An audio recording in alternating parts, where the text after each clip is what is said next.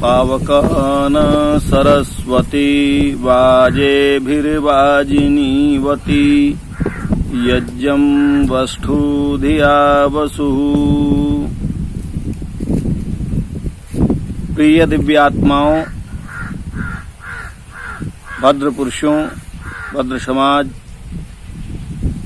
पिछले समय हम लोगों ने एक प्रयास किया कि समाज में, संसार में उठने वाले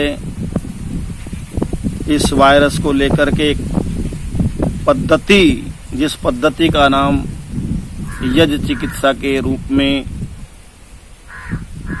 वर्णन किया, लोगों ने अपनाया, लोगों ने प्रारंभ किया। मन और मस्तिष्क के अंदर ये बात अच्छी तरह से घर कर गई कि वास्तव में हम जब अग्नि के संपर्क में कोई भी पदार्थ लाते हैं, जिस औषधि का जो गुण होता है वो अग्नि के संपर्क में जाकर के उसकी रासायनिक क्रिया होकर के अणु में परिवर्तित होकर के वायुमंडल में जाकर के वो उस औषधि के मूल स्वरूप को बढ़ाने का काम करता है अग्नि। लेकिन कई एक दुराग्रही, कई एक ऐसे वो भोले लोग जिन्हें जानकारी नहीं है, उनका बुरा क्या मानना, उनको तो पता ही नहीं।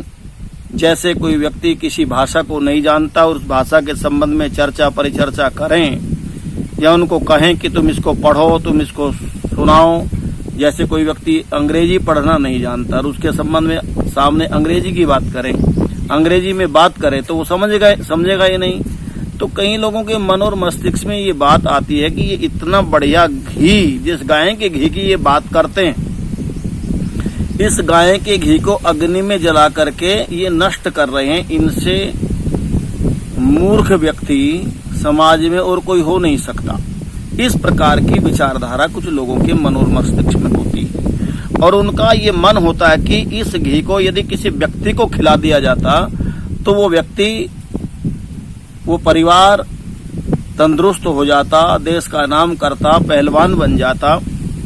आप सोचिए, उन लोगों की बात भी ठीक है, लेकिन वो ये नहीं समझते एक बाहर का ब्रह्मांड है, एक अंदर का आत्मा का ये पिंड है जो शरीर रूप में है। आप देखिए, सोचिए, जो व्यक्ति ये सोचते हैं कि इस घी को किसी व्यक्ति को खिला दिया जाता, चलो हमने मान लिया कि इस घी को खिला दो किसी व्यक्ति को, लेकिन जब तक उस घी को, जो उस व्यक्ति को, उस पहलवान को खिलाया गया है, यदि उसके अंदर अग्नि नहीं है तो उस घी का कुछ भी नहीं बनेगा। शरीर में विष पैदा होगा, विकार पैदा होगा, जबकि खाए हुए घी को पचाने का काम भी अग्नि ही करता है। अंतर ये है कि उसको, वो बाह्य अग्नि है, उसको अग्निहोत्र अर्थात भौतिक अग्नि जो जलाने का काम करती है उसको अग्नि कहते हैं, और शरीर के अंदर जो घी को पचाने का काम करता है उसका नाम भी जठराग्नि है। क्योंकि जठर के बगैर, अग्नि के बगैर कोई भी घी व्यक्ति यदि खाता है, कोई भी पदार्थ खाता है, चाहे वो फल हो, चाहे साग हो, चाहे सब्जी हो, चाहे रोटी हो, उसको सबसे पहले पचाने का काम अग्नि करता है और उसका नाम है जठराग्नि। आपने जो खाया है उसको पचाएगा और पचाने, उसको तोड़ेगा, तोड़ करके रस में विभक्त करेगा, फिर रक्त में जाएगा, फिर मांस बनेगा, फिर मेद बनेगा, फिर मज्जा बनेगी, फिर अस्थि बनेगी। उसके बाद में शरीर के निर्माण के लिए शुक्र का निर्माण होगा। तो मेरा कहने का अभिप्राय है, आप ये समझिए, उन भोले प्राणियों से मेरा निवेदन ये है कि हम बाहर की अग्नि को तो देखते हैं कि घी को नष्ट कर दिया, यदि शरीर के अंदर अग्नि नहीं है तो उस घी को शरीर में जाकर के भी उससे कोई लाभ होने वाला नहीं है।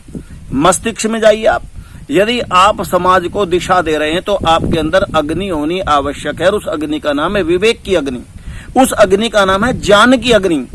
और यदि आपको निर्माण का काम करना है, बच्चों के सुधार के काम करना है, अनुशासन में आपको लाना, किसी राजा को, राष्ट्र को अनुशासन में लाना है, तो उसके अंदर भी मन्यु की अग्नि होनी आवश्यक है। मन्यु कहते हैं जो अनुशासन में ले, अर्थात क्रोध की अग्नि, जो क्रोध उसको कहते हैं, जो विनाश की ओर ले जाता है। लेकिन वेद में कहा मन्यु रसी मन्यु मई रही, लेकिन उस क्रोध को जहां उस सीमा में प्रयोग किया जाए, जैसे बच्चों के ऊपर माता पिता क्रोध करते हैं, वो क्रोध नहीं अपितु मन्यु है, क्योंकि हर एक माता पिता बच्चों को यदि डांटता है तो उसके पीछे उनका निर्माण छुपा हुआ होता है, उनकी एक योजना होती है उनको ऊंचा बनाने के लिए। राजा निर्माण करता है तो उसके अंदर भी एक देश के निर्माण की एक भावना होती है, लेकिन जहां विनाश की भावना होती है उसको क्रोध कहते हैं। लेकिन क्रोध का जो शोधित रूप है उसको कहते हैं मन्यु। मन्यु ऋषि, वेदों में भी कहा मन्यु ऋषि मन्यु मई रही। जहां मन्यु की अग्नि ना हो तो अनुशासन नहीं हो सकता, निर्माण नहीं हो सकता। इसीलिए मेरा कहने का अभिप्राय है, संसार के जितने भी कार्य चल रहे हैं वो अग्नि के द्वारा ही प्रतिपादित होते हैं। चाहे वो इंजन रहा हो, चाहे ब्रह्मांड रहा हो, सूर्य उदय होता है अपनी रश्मियों के साथ, तो सारा भूमंडल ऊर्जा से और मैं समझता हूं ऊर्जा की रश्मियों से और उससे निकलने वाले प्रकाश से वो आच्छादित हो जाता है, अंधकार भाग जाता है, भय भाग जाता है और एक नए उत्साह के साथ व्यक्ति कार्यक्रम प्रारंभ कर देता है। तो मैं अधिक चर्चा न करता हूं। मेरा कहने का अभिप्राय उन भोले प्राणियों के लिए है जो इस प्रकार की भावना रखते हैं कि अग्नि में घी डालने से नष्ट होता है, उससे कोई लाभ नहीं है। उनके मन और मस्तिष्क में ये बात जरूर बैठ जानी चाहिए कि जो भी हम खाते हैं वो भी अग्नि को ही जाता है। जब हम मुख यज्ञशाला में इस शरीर रूपी यज्ञशाला में जब हम आहुति देते हैं भोजन की, तो उसको भी पचाने का काम जठराग्नि करती है। तो मेरा कहने का अभिप्राय है जठराग्नि प्रदीप्त होगी, जठराग्नि मजबूत होगी तो हमारा भोजन पचेगा, ठीक से पचेगा और इस शरीर का निर्माण अच्छे से होगा। इसमें हमारी इंद्रियां, हमारा मन ठीक से काम करेगा, हमारा स्वास्थ्य ठीक रहेगा। उसी प्रकार से वही घी यदि हम भौतिक अग्नि में डाल करके वायुमंडल में प्रदान करेंगे तो वो वायुमंडल में जाकर के जैसे खाने के बाद जठराग्नि हमारे शरीर को स्वस्थ बना रहा है और स्वस्थ बना करके उसको ऊर्जा दे रहा है, एनर्जी दे रहा है और हमारे अंदर एक कार्य करने की शक्ति बढ़ रही है, सामर्थ्य बढ़ रही है, उसी प्रकार से वो घी भी अग्नि के संपर्क में जाकर के एक व्यक्ति को ही नहीं अपितु जितने व्यक्तियों की या प्राणियों के संपर्क में वो आता है तो वो सबको ताकत देता है, वो सबको ऊर्जा देता है, वो सबको औषधि प्रदान करता है, जिससे उसका शरीर, उसका मन, उसका मस्तिष्क बाहर का और अंदर का दोनों शुद्ध हो जाते हैं, पवित्र हो जाते हैं। क्योंकि हम जो श्वास लेते हैं वो बाहर से लेते हैं, जितना भी वायु है वो बाहर है, आकाश में फैल रहा है, आकाश में घूम रहा है, तब हम उसको लेते हैं तो वो अंदर जाता है और हम स्वस्थ हो जाते हैं। तो मेरा कहने का अभिप्राय सभी भाई बंधुओं से यही निवेदन है कि हम बाहर की अग्नि को जब अच्छा करेंगे तो अंदर की अग्नि भी हमारी ठीक से चलेगी। तो यज्ञ करना कोई पाखंड नहीं है, यज्ञ करना कोई बुरी बात नहीं है। इसीलिए यज्ञ में जो हम पदार्थ डालते हैं वह पदार्थ अग्नि के संपर्क में आकर के हजारों लाखों गुना उसका सामर्थ्य बढ़ जाता है और वो वायुमंडल में फैलने वाले जितने विजातीय पदार्थ है उनको दूर कर देता है।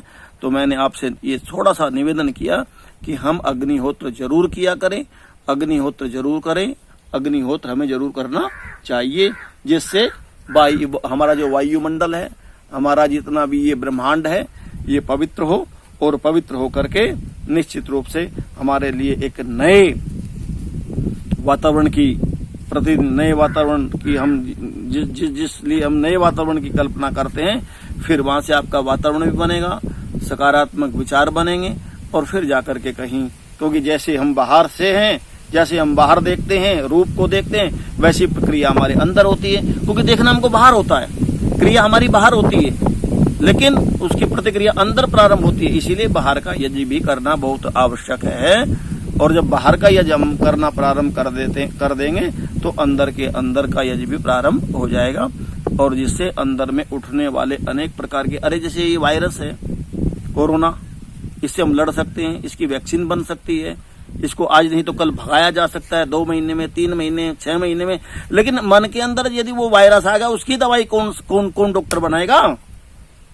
ये आप देखिए, मन के अंदर यदि वायरस आ गया, जैसे अभी डॉक्टर अनिल कुमार जी चर्चा कर रहे थे, वो कौन सा अभी चर्चा कर लें कौन सा रूम था वो।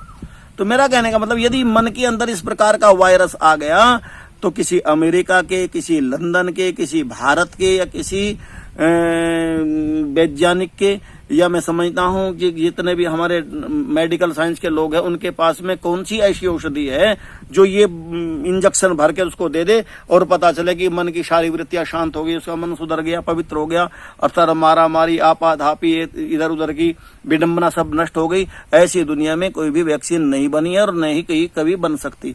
वो बनेगी तो केवल यज्ञ के साथ आने वाले औषधि के संपर्क में आने के साथ में और उन वेद मंत्रों का, पवित्र वेद मंत्रों का गुणगान करके, जब वायुमंडल में फैलने वाली जो वायुमंडल में जाने वाला जो एक हमारा नकारात्मक या हमारा तमोगुणी जो विचार है, जब तक वो नष्ट नहीं होगा तब तक हमारे मन को पवित्रता या हमारे मन को ताकत नहीं मिलेगी, तब तक हम सफल नहीं हो सकते। और इसके लिए सबसे बड़ी औषधि यदि कोई है वो ब्रह्म चिंतन है, वो शुभ कर्म है। जब भी हम शुभ कर्म करते हैं तो हमारे चेहरे में एक लालिमा होती है, एक ओज होता है, एक तेज होता है।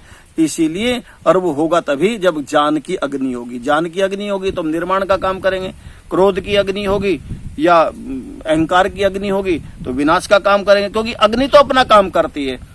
उसमें हमें डालना क्या है ये हमें विचार करना पड़ेगा।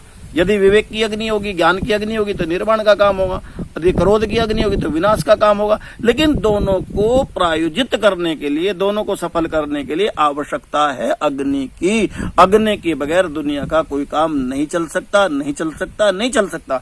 इसलिए मैं आपसे प्रार्थना करता हूं कि सभी मत पंथ दुराग्रह को छोड़ करके हमें यज्ञ को अपने जीवन में जरूर अपनाना चाहिए, जरूर अपनाना चाहिए। और मैं तो निवेदन करता हूं, मैं तो ऐसे ऋषि के उन वाक्यों को कह रहा हूं, आज नहीं तो कल आप सभी लोगों को, हम सभी लोगों को क्या अपितु पूरी दुनिया के लोगों को इस पताका के नीचे यज्ञ की यज्ञशाला में विद्यमान होना पड़ेगा और वो समय आ रहा है। इन्हीं शब्दों के साथ बुरा मानने की बात है नहीं, विचार करने की बात है, चिंतन करने की बात है। एक हरी मिर्च एक लाल मिर्च आप अग्नि में डालते हैं तो वहां बैठे हजारों लोग बैठे हैं, सैकड़ों लोग बैठे हैं, उनकी आंखों से पानी आने लगता है, छींक आने लगती है, लोग उठ करके चलने लगते हैं। अरे भाई क्या हुआ, पदार्थ मिर्च ही तो डाली थी, अभी तो मिर्च ऐसे भी रखी थी, लेकिन अग्नि के संपर्क में आते ही सारा वायुमंडल तीखा हो गया।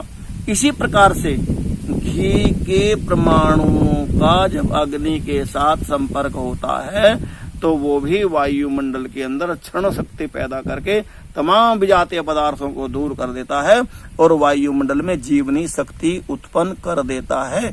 इसीलिए हम सब मनुष्यों को लिए आवश्यक है कि हम अग्निहोत्र प्रातःकाल किया करें, सूर्य की किरणों के साथ किया करें, जिससे हमारा भी कल्याण हो, हमारी आत्मा की उन्नति हो, हमारा मन पवित्र रहे, हमारा मस्तिष्क पवित्र रहे और हमारा शरीर भी स्वस्थ रहे।